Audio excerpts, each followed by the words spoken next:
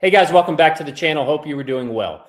Today was a masterclass in why you look at the fundamentals over the headlines. It's what we've been talking about on this channel, separating the noise from the signals. There was plenty of noise today. Crude oil going up, dollar going higher, volatility index soaring back up to 24. But we have to separate that. You took a look at the performance of many stocks in the morning session. They sold off. It may have driven fear and anxiety for you as well, but they recovered in the afternoon. Take NVIDIA, for example, down 2% in the morning, finished up in the positive. Micron, one of the favorite stocks on this channel, down, but strong recovery in the afternoon. We're going to take a look today at the performance, what happened in the Korean market. We saw strong performance with Samsung and SK Hynix on Thursday after being significantly down on Wednesday. We'll take a look live right now what is happening in the Korean index, the key index that carries Samsung and SK Hynix. We know it's Friday morning in Seoul right now, so we'll talk about that. We're going to dive in and take a look at Micron performance particularly. What we saw today, what does it tell us today? We'll talk about some of the new products that Apple is delivering and how they're trying to avoid the memory prices, but ultimately could be a memory trap for consumers.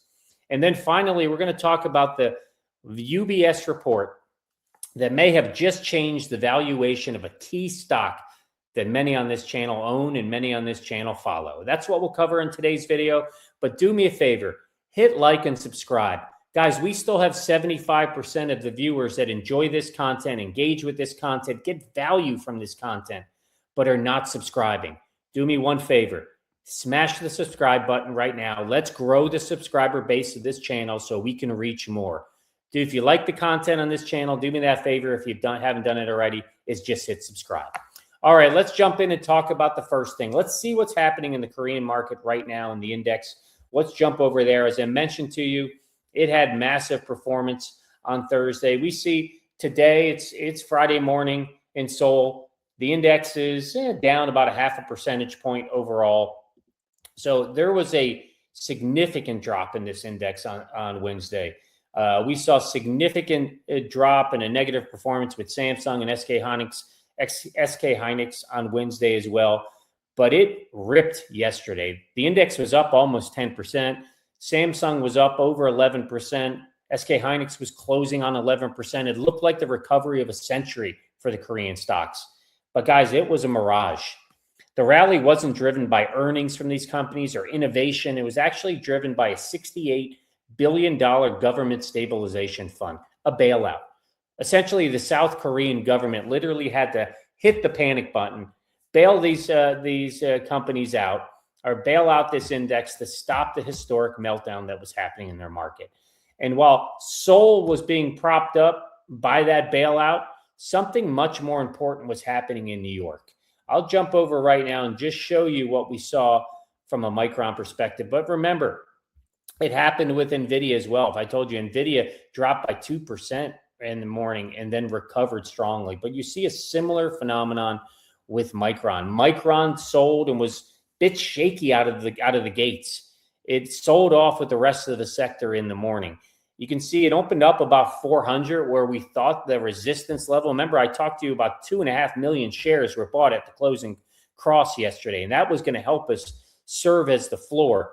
Well, it quickly dropped below that and hovered in that range of 390 to 400 for a little while. It tried to stay in that support level. But then about, middle of the morning or so, we saw the stock start to get sold off a bit. And it dropped, and we found the floor essentially. And if you look down at the bottom, you can see that RSI right about, I think it was like just after noon, maybe about 12:50 or so. You can see the RSI down here dipping below the 30 level. Classic case that this product was oversold. Look at all that volume right before that on the screen. You could see it right before that RSI gets below. Huge surges and just sell-off volume that we saw as the stock was dropping. But it found its floor. And, something interesting happened. The selling pressure started to slow down. The volume stabilized, as you can see in the rest of the afternoon. The stock began to form a base. It began to climb again. And this is typical. It's the type of level that institutions often defend when we get down in there. So this stock was down to a low of, I think we hit a low of, let me see, I wrote it down on my board. He got 380. Got 380 at 1250 down here. And this was the level of where we started to see some movement back in. We got below that RSI level of 30, as I mentioned, indicating an oversell, and the market began to shift from that panic sell moment to an accumulation moment. Once the buyer stepped in, the reversal was fast, as you can see, all the way back up to the close. We kind of closed back up towards the 400. So over that last 2 hours of the session with Micron, you can see it staged a sharp recovery. You see it right here on your screen. The stock pushed back above to a key short-term. It pushed back above over the key short-term moving averages, and buyers kept stepping in on every dip. By the close, it essentially got back up near that 400 level. It closed at, I think, 397 today. It was down 0.93, about $3.72 overall. But that V-shaped recovery that we can see in the stock here is a large sign that investors are defending a major support zone. So it was awesome to see the stock come back and kind of hit that level of 400 in the afternoon. We saw that trend with a lot of stocks today in the market.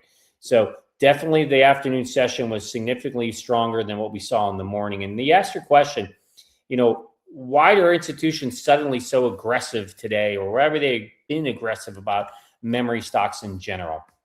And someone mentioned the analogy to me, and I think it plays here. It's the analogy of the golden screw effect. So in manufacturing, the golden screw is the one tiny cheap part that holds up a billion-dollar project. In 2026, memory is that screw. We've talked about this on this channel a ton. $1 trillion AI cluster can't turn on without it. And in the right now, that it's actually being cannibalized. So to make high bandwidth memory, for this, when Micron wants to make an HBM for an NVIDIA chip, you have to sacrifice 3 times the wafer capacity you would for a standard RAM. Every time Samsung or Micron wins a contract for HBM4, they are essentially killing the supply of RAM that goes into the phone and the PC. And that's why on my thumbnail, you saw Micron and Samsung with the sledgehammer smashing the computers, the PCs, the phones, because that's what's happening right now. It's a strategic shift with these companies.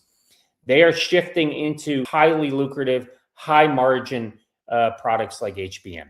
So standard server DRAM prices have been exploding. You guys know that. We've seen reports on it.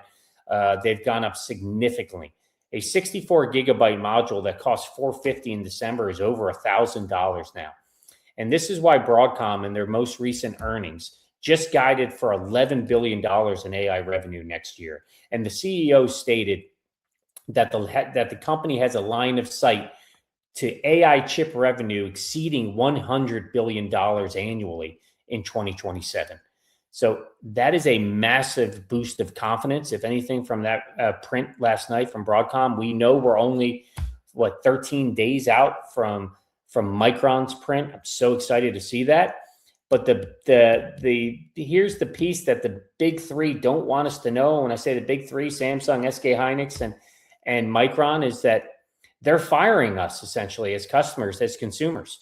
Micron has been quietly pulling back from the low margin DRAM segment through its Crucial brand for a while. They've been pulling back. And that Crucial brand is a 29-year-old staple for gaming and PC builders.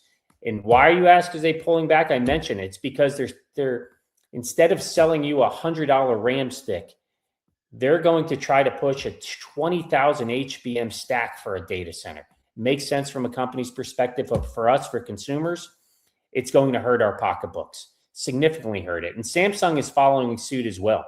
So they're repositioning or repurposing its P4 fab to cut mobile RAM production by 30%.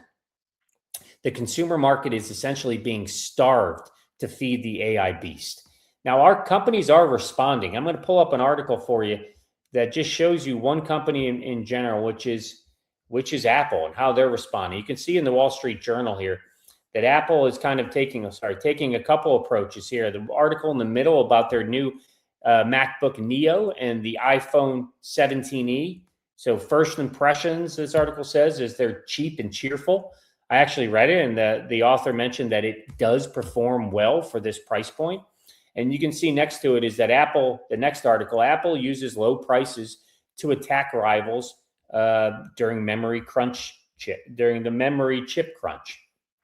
So that's just one example how a big company like Apple with many consumer products is responding right now.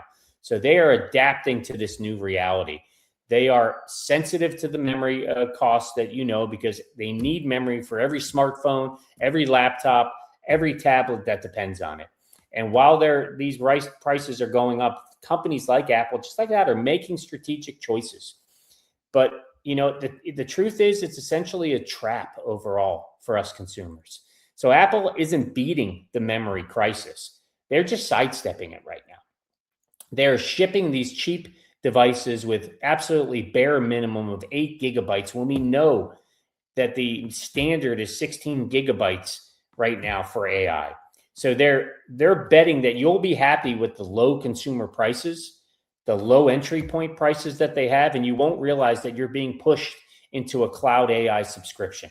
So while Dell and HP have to raise prices to survive, Apple is able to leverage their products like their iPhone and treat them like, as a loss leader to keep you in the ecosystem.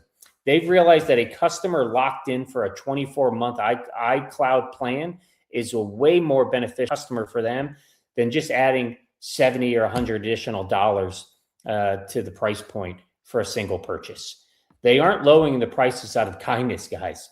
They're trying to bankrupt the mid-range Windows market right now. And that's what that article on Wall Street was all about, is their tactic, their approach, and how they were going to try to pick up market share in the market based by changing their strategy. And so they're doing this while everyone else is distracted with just overall memory price and how they will keep their prices as low as they can so they don't lose customers. So then we look at the other piece in the market that was massive. I'm going to pull that up too. It was a massive, I said, a kind of valuation change for Micron. For that one stock I said that everyone on this channel holds or loves, and it is Micron. And it came out a couple days ago. It's from UBS, and essentially they shifted their price target. But why they shifted their price target, as you can see, is that they are saying that the earnings per share from Micron in 2027 very well could be $85 a share. Now, we know that the Wall Street estimates to be 48, but they're saying that they're projecting the earnings per share this year to be 60, which is the estimate is to be around 40, and that next year we could see a price point or earnings per share from Micron at $85. Now, guys, when you do the math on this, I think this is the shocking piece, and it was actually Timothy Akura, I believe his name is, from UBS that dropped that report today. And the reality is that if Micron hits a $85 in earnings per share at a modest multiple or modest multiple of 12x, let's say, you're looking at $1,000 stock. I know we've talked about this on the channel before, and it seems outrageous, but UBS just raised their price point $475. We saw others raise it as well. We saw one yesterday up to $660 a share. It isn't based on just selling chips. It's all about inference. And Micron confirmed that they have now started to ship their 1 NAND low power DRAM module, which fits in perfectly with NVIDIA. This is a high margin on device AI memory that competitors are still struggling to yield. Micron isn't just a chip company. We've said this many times. They are shifted and truly need to be seen now as an AI infrastructure monopoly. And then let's take a look at the final piece, which is I want to talk about some comments from Jensen Huang, which he made during his earnings call. Jensen essentially is moving the goalposts, and he's been hinting at comments that are going to be dropped or updates or innovations that'll be dropped at GTC 2026, which is on March 16th. But his focus right now, as you know, is shifting from training to agentic AI. So the AI agents or digital employees are persistent AI systems that run continuously, and they interact with data in real time. Systems like this require enormous amounts of memory, which means that the most important roadmap right now for the AI industry may not be the GPU roadmap anymore. It very well is the memory roadmap. So in closing, when we look back at today's market action, the story isn't about how the Korean stocks rallied on Thursday or how Micron or other companies reversed higher. The bigger story is that investors are starting to realize, or even more and more investors are realizing, that the structural shift is happening. For years, cheap memory helped drive the explosion of consumer electronics. But in the age of AI, advanced memory is the most important resource in the entire technology stack. And if this shift continues, today's price action may end up looking like the very early stages of a much larger trend. So tomorrow for Micron, or tonight overnight, I'm going to look to see if we can maintain that 390 level. If I look at my phone in real time right now, we're holding 396, about 50 cents down in the after hours. But if we can hold 390 overnight and hold it on the opening tomorrow, I think we can get into a point where that bailout, what we saw in Korea, everybody rallying Korea, will be forgotten. And the fundamental rally that we saw this afternoon carried over into tomorrow will be the story that takes over. So let me ask you this question. You saw the UBS report. Do you think an earnings per share of 85 by 2027 is too bullish? Do you think it's a dream? Or do you think it's a reality as a result of the AI demand and memory bottleneck that we see in the market? Let me know in the comments below. Hope you guys enjoyed the video. Have a great night.